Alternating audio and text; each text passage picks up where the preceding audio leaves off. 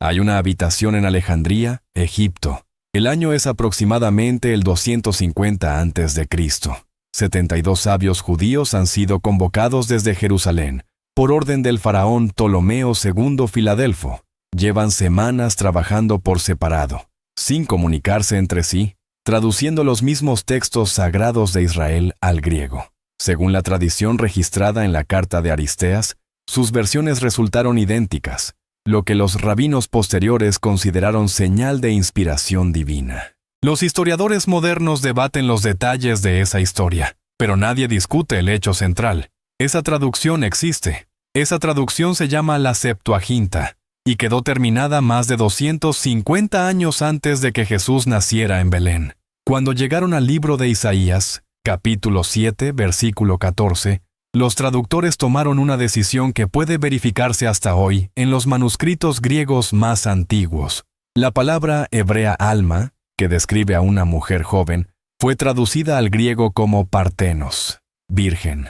250 años antes de que María de Nazaret concibiera sin haber conocido varón, 72 eruditos judíos eligieron esa misma palabra, la misma palabra imposible. La misma que Mateo citaría siglos después, cuando escribiera que todo aquello sucedió para que se cumpliera lo dicho por el profeta. Ese es el tipo de hilo que vamos a seguir hoy. No un puñado de versículos sueltos sacados de contexto. No una lista de predicciones vagas que podrían aplicarse a cualquiera, sino un hilo continuo, tejido a lo largo de más de 1000 años de historia, por docenas de autores que nunca se conocieron, en géneros literarios completamente distintos, señalando todos hacia el mismo punto, hacia una cruz fuera de Jerusalén, hacia un hombre llamado Jesús de Nazaret.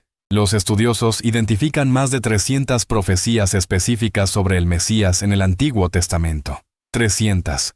Describen su linaje, su lugar de nacimiento, su entrada a Jerusalén, el precio exacto de su traición, la manera en que moriría, lo que pasaría con su ropa, el tipo de tumba en que sería sepultado, y que no vería corrupción en ella. Si alguna vez escuchaste que Jesús cumplió profecías pero nunca las viste ordenadas cronológicamente, con su contexto histórico completo, esto es exactamente lo que necesitabas.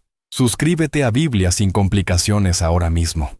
No empieza en Belén, empieza en un jardín, en el momento más oscuro de la historia humana. Génesis, capítulo 3. El hombre y la mujer acaban de caer. Y en medio de esa maldición, Dios pronuncia las palabras más extrañas imaginables. Génesis 3:15. Y pondré enemistad entre ti y la mujer, y entre tu simiente y la simiente suya. Esta te herirá en la cabeza, y tú le herirás en el calcañar. Los teólogos llaman a esto el protoevangelio, el primer anuncio de buenas nuevas en la historia de la humanidad, enterrado en una maldición. Mira su precisión. El libertador vendrá de la simiente de la mujer, no del varón. Una declaración extraordinaria en un mundo donde toda la herencia se transmitía a través del padre. Primera insinuación de que su nacimiento sería diferente. Él será herido en el calcañar, doloroso pero no fatal, y aplastará la cabeza de la serpiente, herida mortal y definitiva. El sufrimiento del Mesías y la victoria del Mesías, la cruz y la resurrección. En una sola oración. En el jardín del Edén, la humanidad vivió siglos cargando esa promesa. Caín mató a Abel. Pasaron generaciones, el diluvio, Babel. Y entonces, en Génesis 12, Dios elige a un hombre. Un anciano sin hijos en Ur de los Caldeos. Un hombre llamado Abraham. Génesis 12:3. En ti serán benditas todas las familias de la tierra. No solo Israel, todas. Siglos más tarde, Pablo citará ese versículo exacto en Gálatas y señalará que la palabra simiente está en singular, no en plural. Una simiente. Y esa simiente es Cristo. La promesa del Edén ahora se estrechó a Abraham específicamente. De los millones de seres humanos en la tierra, Dios eligió una familia, un anciano en Mesopotamia. Y de esa línea vendría el que bendeciría a todas las naciones. Abraham tuvo a Isaac, Isaac a Jacob, Jacob a 12 hijos. Y cuando Jacob estaba anciano y cercano a la muerte, al llegar a su cuarto hijo Judá, las palabras tomaron un giro inesperado. Génesis 49:10. No será quitado el cetro de Judá hasta que venga Silo, y a él se congregarán los pueblos. Primera profecía que identifica la tribu del Mesías. No Rubén, el primogénito. No José, el favorito. Judá. El hilo se estrechó desde toda la humanidad hasta Abraham, hasta la tribu de Judá. La promesa no se dispersa, se concentra, como un telescopio que va enfocando hasta que solo queda una imagen nítida. Antes de continuar, si este estudio ya está cambiando la manera en que ves las Escrituras, comparte este video ahora mismo con alguien que piense que la Biblia es un libro lleno de contradicciones. Lo que viene a continuación es muy difícil de explicar sin hablar de un autor divino. En el libro de Deuteronomio, cuando Moisés prepara al pueblo para entrar en la tierra sin él, hace una promesa que Israel llevaría en su memoria durante siglos. Deuteronomio 18:15. Profeta de en medio de ti, como yo, te levantará Jehová tu Dios. A él oiréis. Moisés habló con Dios cara a cara, realizó señales, dio la ley, y dice, vendrá uno como yo. El apóstol Pedro cita este versículo exacto en Hechos cuando predica sobre Jesús en el pórtico de Salomón. La promesa del desierto encontró cumplimiento en un hombre que enseñaba con autoridad diferente a la de los escribas. Después de la caída de Saúl, David, el pastor de Belén, fue ungido como rey. Y cuando quiso construir un templo para Dios, Dios le hizo una promesa que sacudió la historia. Segunda de Samuel 7:12-13. Yo levantaré después de ti a tu descendiente, y yo afirmaré para siempre el trono de su reino, para siempre. Salomón construyó el templo pero murió.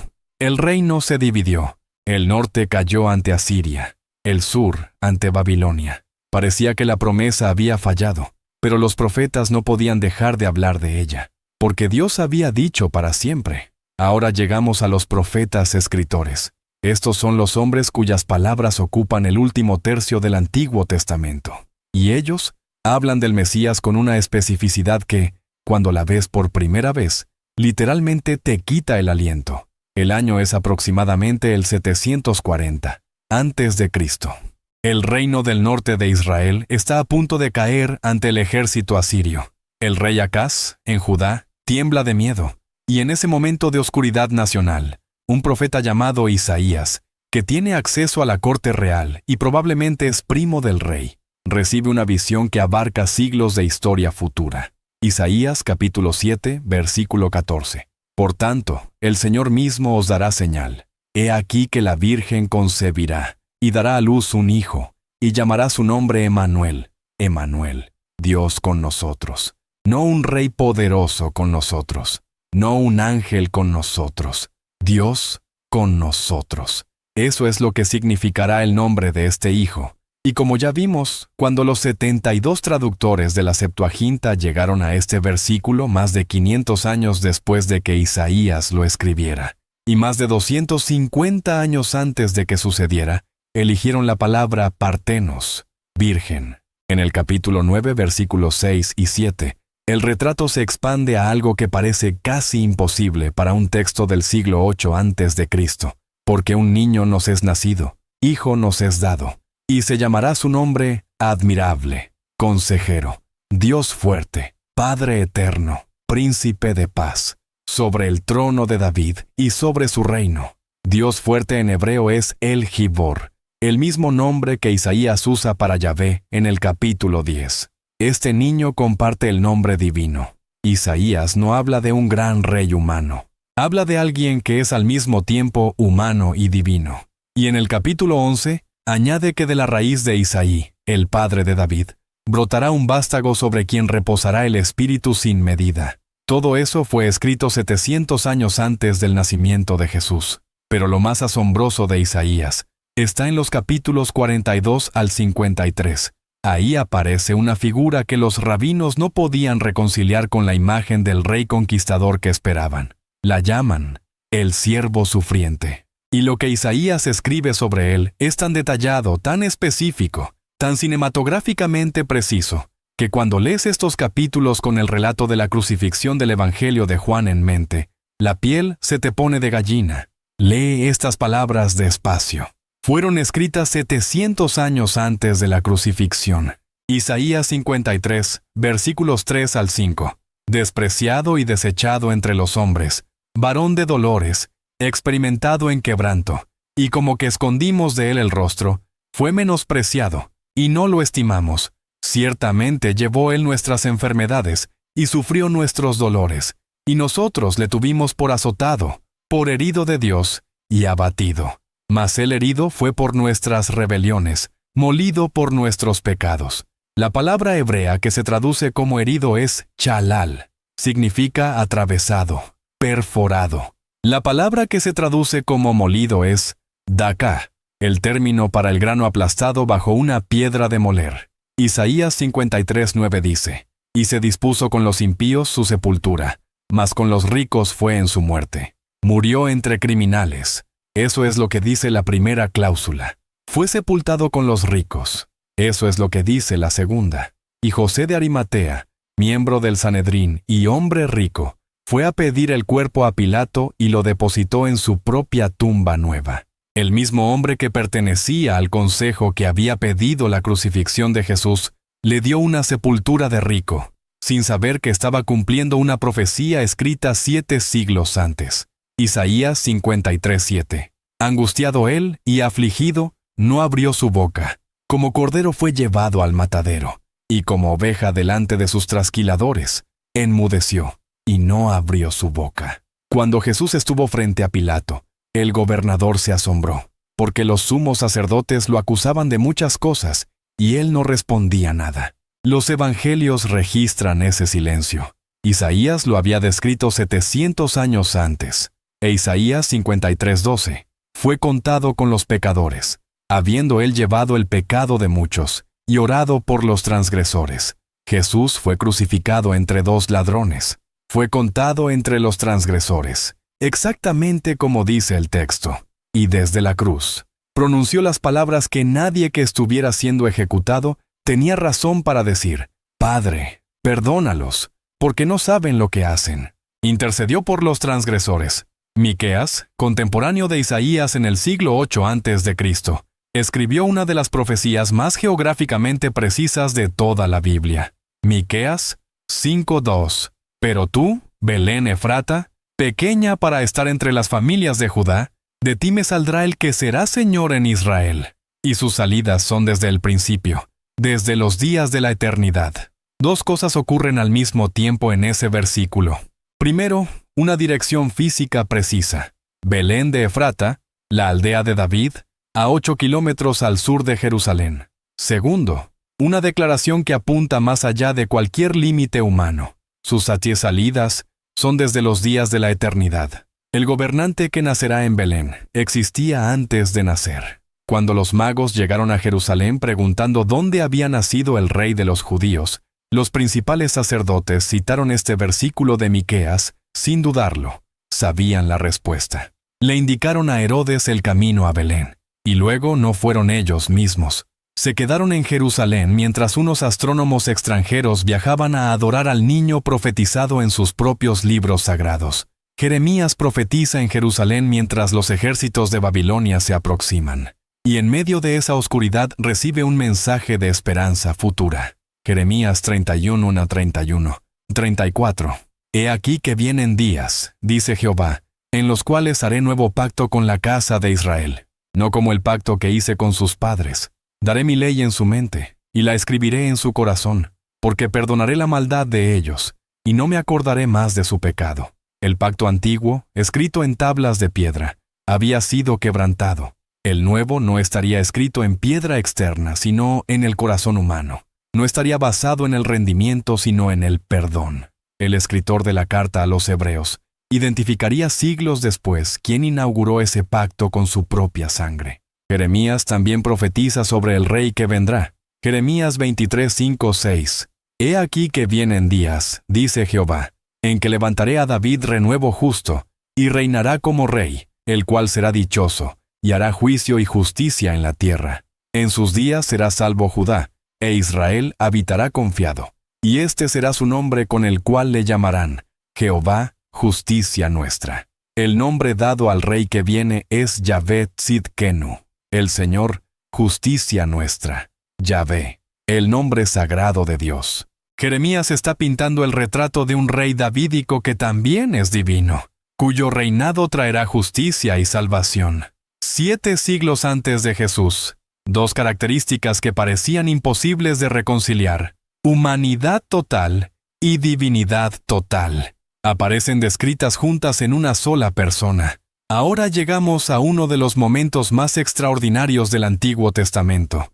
Un judío en cautiverio en Babilonia, llamado Daniel, recibe del ángel Gabriel la profecía más matemáticamente precisa que cualquier profeta haya recibido jamás. Una que ha asombrado a historiadores y teólogos durante 25 siglos. Daniel 9:24-26.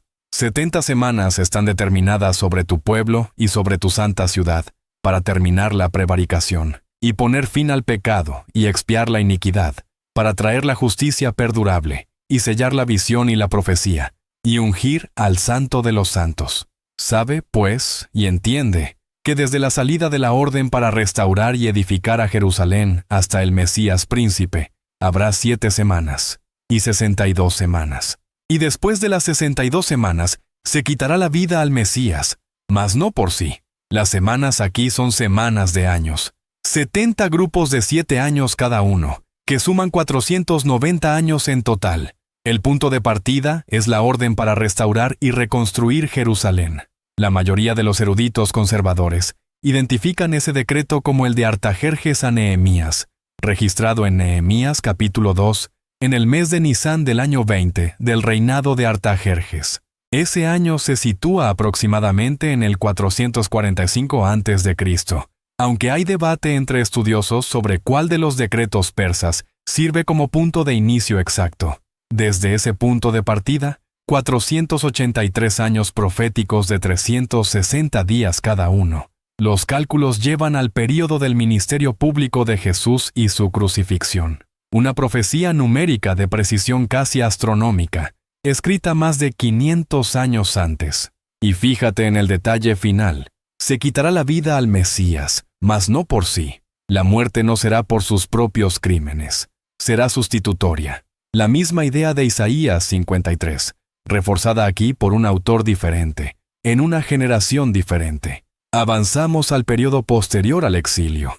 El pueblo ha regresado de Babilonia. Zorobabel ha liderado la reconstrucción del templo. Y un profeta llamado Zacarías comienza a recibir visiones nocturnas que forman uno de los textos proféticos más densos y asombrosos de todo el Antiguo Testamento. En los capítulos 9 al 14, Zacarías describe escenas que solo tendrán sentido cuando sean leídas a la luz de la semana de la Pasión.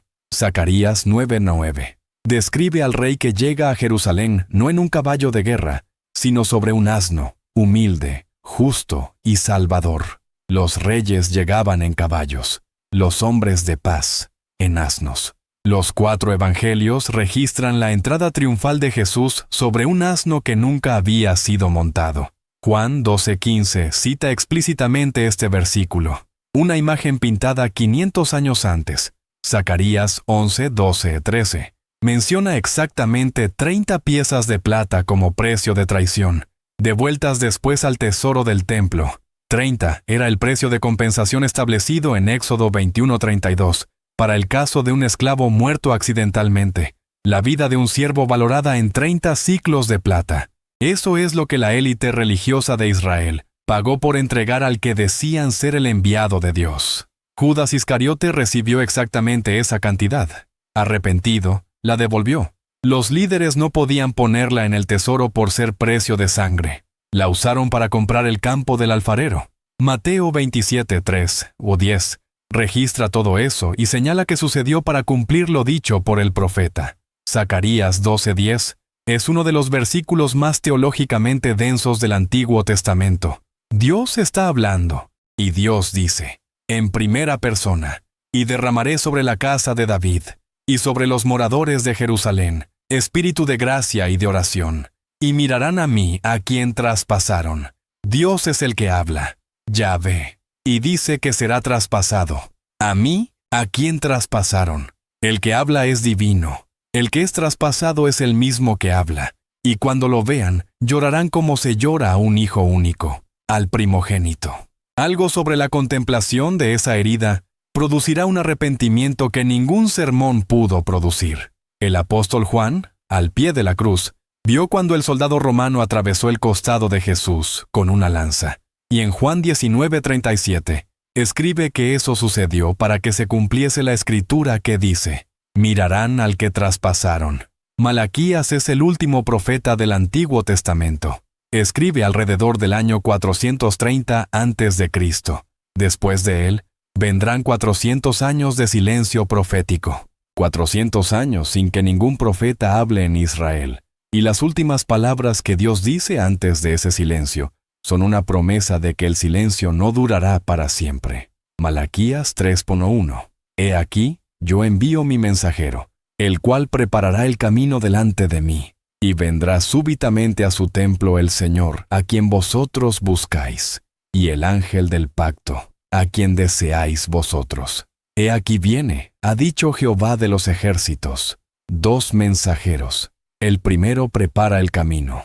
El segundo es el Señor mismo que llega a su templo. Jesús aplicó el primer mensajero a Juan el Bautista en Mateo capítulo 11. Este es aquel de quien está escrito: He aquí, yo envío mi mensajero delante de tu faz, el cual preparará tu camino delante de ti. Y cuando Jesús entró al templo durante la semana de la Pasión, y volcó las mesas de los cambistas, estaba cumpliendo de manera literal la segunda parte del versículo. El Señor llegó súbitamente a su templo, justo como Malaquías había dicho. Pero no hemos terminado, porque antes de los profetas escritores, antes de Isaías y Jeremías, y Daniel y Zacarías, había un poeta, un guerrero que también era músico, un hombre que fue llamado el dulce cantor de Israel, David. Y en sus salmos, escritos aproximadamente 1000 años antes de la crucifixión, encontramos los detalles más específicos y más perturbadores de toda la historia de la profecía mesiánica. Suscríbete a Biblia sin complicaciones ahora mismo, porque lo que viene a continuación es lo que dejó sin palabras a los primeros discípulos. El Salmo 22 comienza con las palabras que Jesús pronunció desde la cruz. Dios mío, ¿por qué me has desamparado? Exactamente las palabras de Mateo 27:46. Cualquier judío que conociera los salmos habría reconocido de inmediato el inicio del Salmo 22 y habría sabido que el que moría en esa cruz estaba recitando el salmo completo. El salmo describe a los que menean la cabeza y escarnecen al que sufre. Mateo 27:39-44 registra exactamente eso al pie de la cruz. El salmo fue escrito 1000 años antes. Salmo 22:16. Porque perros me han rodeado, me ha cercado cuadrilla de malignos. Horadaron mis manos y mis pies. Horadaron. Ese es el verbo. Hay un debate textual real y documentado sobre esta palabra. El texto masorético hebreo estándar dice kaari, que puede leerse como un verbo truncado o como la palabra para león. La Septuaginta, la traducción griega del siglo III a.C., la traduce como oruxán. Cavaron, atravesaron. Y entre los manuscritos del Mar Muerto, hay un manuscrito del Salmo 22 específicamente, catalogado como 11 QPSA y datado en el siglo I a.C., que usa la forma kaaru, apoyando la lectura de perforar o cavar. Siglos antes de que la crucifixión romana fuera practicada en Judea, el Salmo 22 describía la muerte de alguien con las manos y los pies atravesados. Salmo 22, 17, 18. Puedo contar todos mis huesos. Con ojos me miran y me observan. Repartieron entre sí mis vestidos, y sobre mi ropa echaron suertes. Juan 19, 23, 24.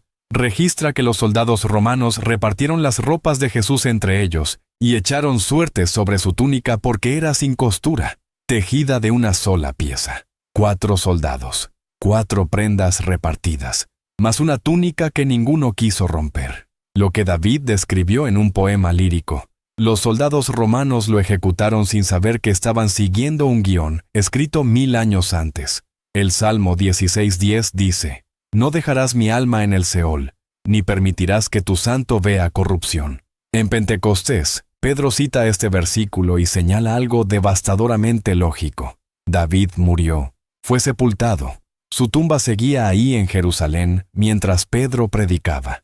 David no hablaba de sí mismo. Hablaba como profeta de su descendiente, de aquel cuya carne resucitada el sepulcro no podría retener.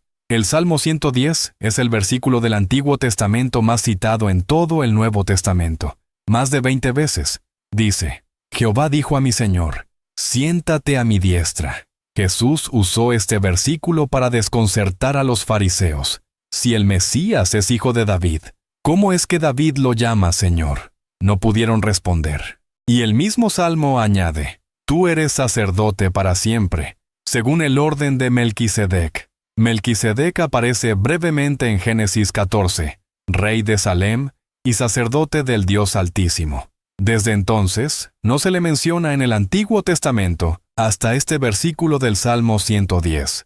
El rey que viene es al mismo tiempo rey y sacerdote. La carta a los Hebreos dedica 3 capítulos enteros a explicar cómo Jesús cumple exactamente esa imagen. El Salmo 118:22 añade otra dimensión. La piedra que desecharon los edificadores ha venido a ser cabeza del ángulo. El Mesías será rechazado por los líderes de su propia nación. Pero ese rechazo no significará el fin.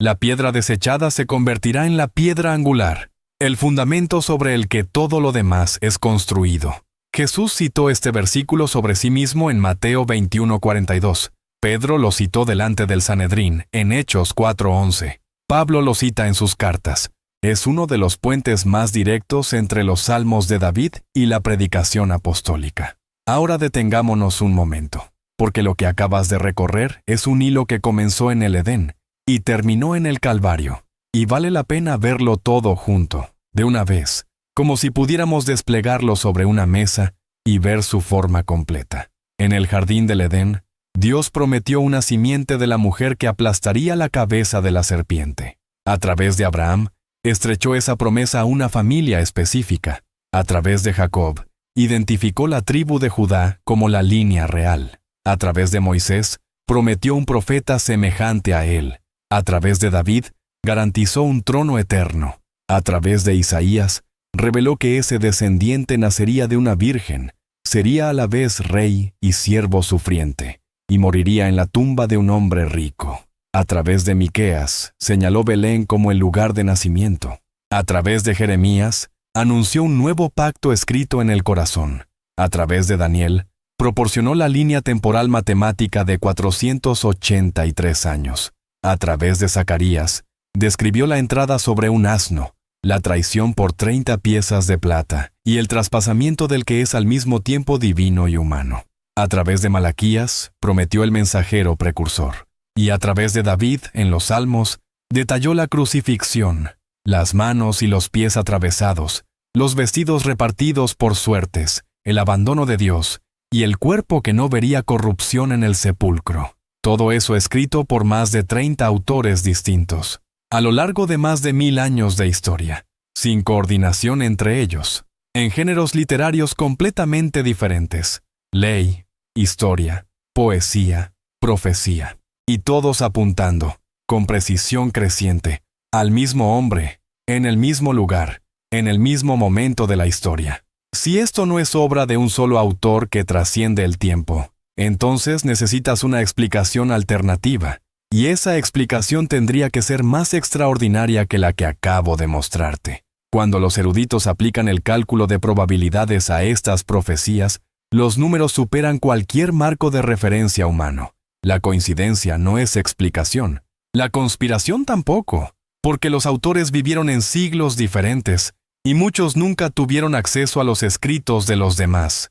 La única explicación que sobrevive al análisis es la que los propios autores ofrecen, que hablaron impulsados por el Espíritu Santo, que vieron desde lejos lo que les fue mostrado, que fueron instrumentos de una mente que habita fuera del tiempo y puede describir el futuro con la misma precisión con que describe el presente. Comparte este video ahora mismo con alguien cuya fe esté pasando por una prueba, porque el argumento más sólido para la confiabilidad de la Biblia no es filosófico, es histórico. Es esto, es el hilo. Ahora bien, uno podría preguntar, ¿fue la iglesia primitiva la que inventó la idea del cumplimiento profético después de la resurrección para construir una narrativa que justificara su fe? Esa es una objeción legítima, y tiene una respuesta directa. La misma noche del domingo de resurrección, 2 discípulos caminaban destrozados de Jerusalén a Emaús. Un extraño los alcanzó en el camino. Cuando le contaron lo que había pasado, les dijo que eran tardos de corazón para creer todo lo que los profetas habían dicho. Y entonces, Lucas 24:27, registra algo que ningún ser humano presente olvidó nunca. Y comenzando desde Moisés, y siguiendo por todos los profetas, les declaraba en todas las Escrituras lo que de él decían, desde Moisés. Eso significa Génesis. Eso significa Deuteronomio. Eso significa el Pentateuco completo. Y luego todos los profetas. Y las Escrituras en su totalidad. Jesús resucitado les dio un seminario completo, desde el primer libro de la Biblia hasta el último, mostrándoles que cada sección señalaba hacia él. Más tarde esa misma noche, ante los 11, Jesús dijo, «Era necesario que se cumpliese todo lo que está escrito de mí en la ley de Moisés, en los profetas y en los salmos». Y Lucas añade esta frase, «Les abrió el entendimiento para que comprendiesen las Escrituras». La palabra griega es dianoigo, abrir completamente, dejar pasar la luz. Jesús no solo citó versículos, les abrió la arquitectura completa del Antiguo Testamento y les mostró su trayectoria. Eso fue lo que Pedro repitió en Pentecostés, lo que Felipe explicó al eunuco etíope sobre Isaías 53, lo que Pablo hacía en cada sinagoga, razonar desde las Escrituras que era necesario que el Cristo padeciese y resucitara. No inventaban una narrativa, estaban leyendo la que siempre había estado ahí. Piensa en una cerradura que lleva siglos esperando su llave. Los rabinos tenían las profecías, pero no podían reconciliarlas. ¿Cómo puede el Mesías ser al mismo tiempo el rey conquistador del Salmo 2 y el siervo sufriente de Isaías 53? Algunos llegaron a postular dos Mesías distintos, el hijo de David que reinaría y el hijo de José que sufriría. Y entonces llegó la llave. Cuando giró, todo cayó en su lugar con la precisión de un mecanismo que había esperado ese momento exacto. El siervo que sufre en Isaías 53 y el rey que reina en el Salmo 110 no son dos personas, son dos actos del mismo drama. El primer acto termina en el Calvario, el segundo en el trono eterno, y entre los dos hay una tumba vacía que sirve de bisagra. ¿Qué significa todo esto? Significa tres cosas. Primero, que la Biblia es confiable. Cuando ves este tejido de profecías construido por docenas de autores independientes a lo largo de 1000 años, cumplido con precisión milimétrica en una sola vida, la probabilidad estadística del azar colapsa completamente. La única palabra honesta es imposible. Segundo, que Dios cumple sus promesas. Abraham murió sin ver la nación, Moisés sin ver la tierra, Isaías sin ver al siervo sufriente, Daniel sin ver al Mesías príncipe. Pero llegó, en el momento exacto que Daniel calculó, en el lugar exacto que Miqueas señaló, de la manera exacta que Isaías describió. El Dios que cumplió cada promesa sobre la primera venida, cumplirá cada promesa sobre la segunda. Tercero, que el Evangelio no es una idea nueva. La buena noticia de un sustituto que carga el castigo que otros merecen está enterrada en el jardín del Edén, en el Cordero de la Pascua, en el siervo de Isaías, en el traspasado de Zacarías. Es una sola historia con un solo autor. Recuerda el momento en que el velo del templo se rasgó de arriba a abajo. Se rasgó de arriba hacia abajo, no de abajo hacia arriba. Si un ser humano lo hubiera rasgado, lo habría hecho desde abajo. Fue rasgado desde arriba. Dios lo rasgó, en el momento exacto en que el sacrificio final fue consumado. Ese velo separaba al hombre de la presencia de Dios. Cuando se rasgó, el camino quedó abierto para todos, para siempre, sin sacerdote intermediario. Solo el Mesías que había cumplido todo lo que el sistema señalaba. El Jesús que cumplió cada profecía sobre su primera venida, va a volver. El Rey que entró en Jerusalén sobre un asno, volverá sobre las nubes. El siervo que guardó silencio ante Pilato, juzgará a vivos y a muertos. El Cordero que fue inmolado reinará como el león de la tribu de Judá. El hilo no ha terminado, y el que lo teje conoce el final desde antes del principio. El hilo que hoy recorriste no es una lista de coincidencias, es una arquitectura. El plano de un edificio que tardó 1000 años en ser construido por artesanos que nunca se conocieron, siguiendo la instrucción de un solo arquitecto. Y cuando el edificio quedó terminado, En una tarde de viernes fuera de Jerusalén, el arquitecto dijo desde la viga más alta las palabras que resumen todo: consumado es. Si este recorrido cambió la manera en que ves la Biblia, haz una sola cosa: envía este video a una persona. No a tu lista entera, a una, a la que está dudando, a la que le dijeron que la Biblia es un libro de contradicciones. Ese video puede ser la respuesta que necesitaba.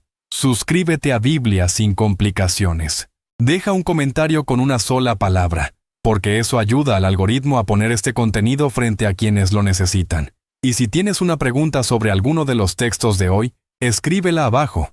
La Biblia no tiene que ser complicada, y el hilo que la sostiene es más fuerte de lo que ninguno de nosotros había imaginado.